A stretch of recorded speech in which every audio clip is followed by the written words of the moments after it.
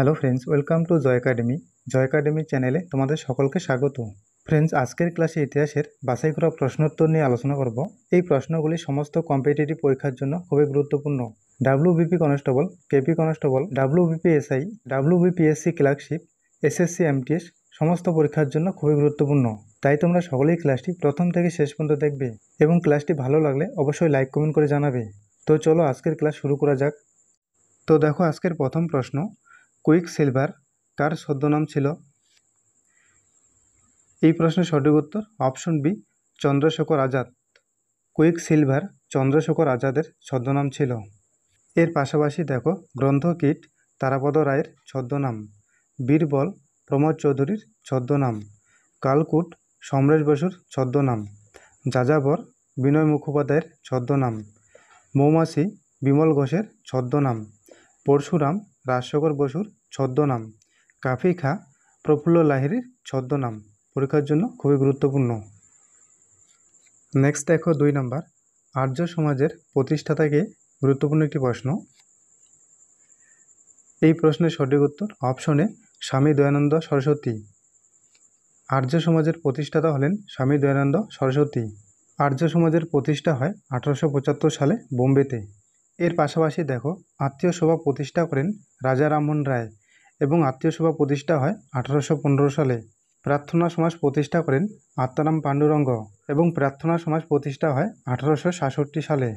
সত্যশোধক সমাজ প্রতিষ্ঠা করেন জ্যোতিবা ফুলে এবং সত্যশোধক সমাজ প্রতিষ্ঠা হয় 1873 সালে। আর্য সমাজ প্রতিষ্ঠা করেন স্বামী দয়ানন্দ সরস্বতী এবং আর্য সমাজ প্রতিষ্ঠা হয় 1875 সালে।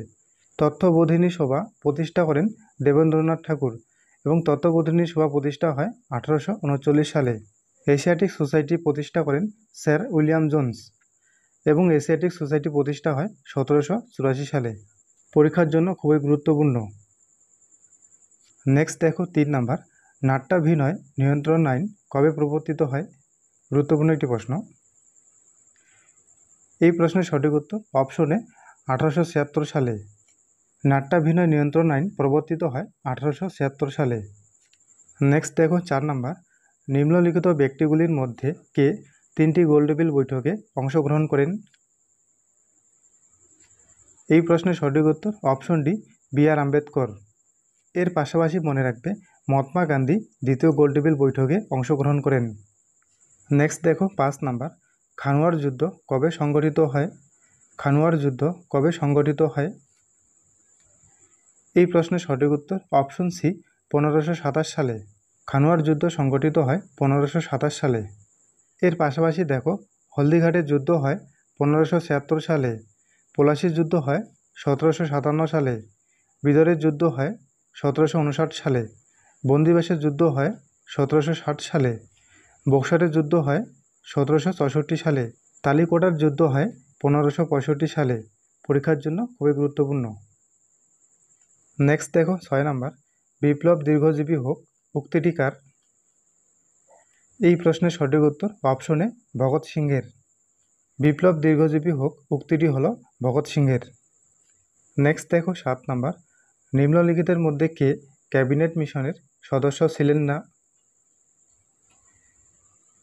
এই প্রশ্নের সঠিক উত্তর option D, Lord Wavell.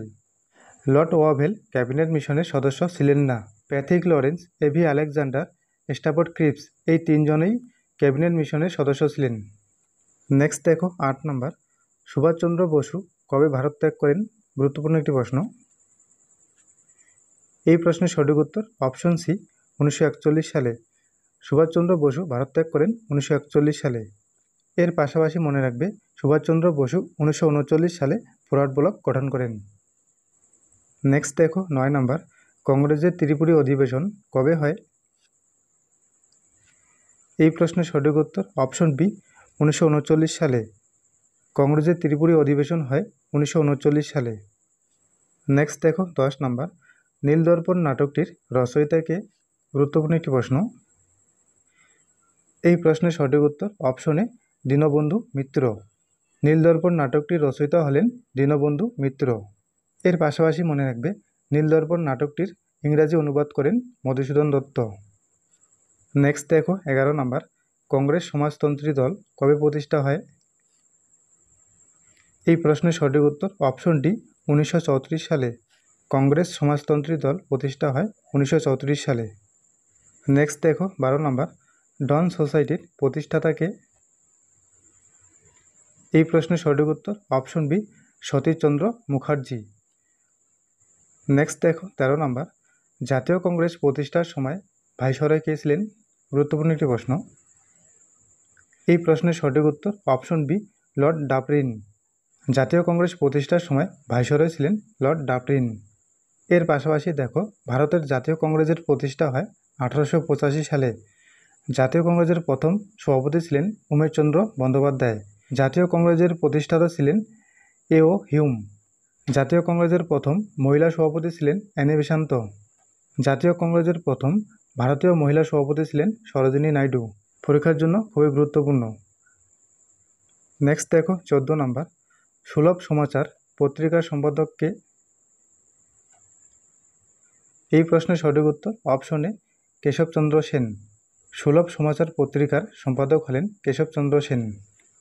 Next দেখো 15 নম্বর, কত সালে ক্রিপস মিশন ভারতে আসেন? এই প্রশ্নের সঠিক উত্তর অপশন এ 1942 সালে। ক্রিপস মিশন ভারতে আসেন 1942 সালে। এর পাশাপাশি মনে রাখবে ক্যাবিনেট মিশন ভারতে আসেন 1946 সালে। সাইমন কমিশন ভারতে আসেন 1928 সালে। নেক্সট দেখো 16 নম্বর, কোন ভাইসরয় এর আমলে জালিয়ানওয়ালাবাগ হত্যাকাণ্ড হয়? গুরুত্বপূর্ণ একটি প্রশ্ন।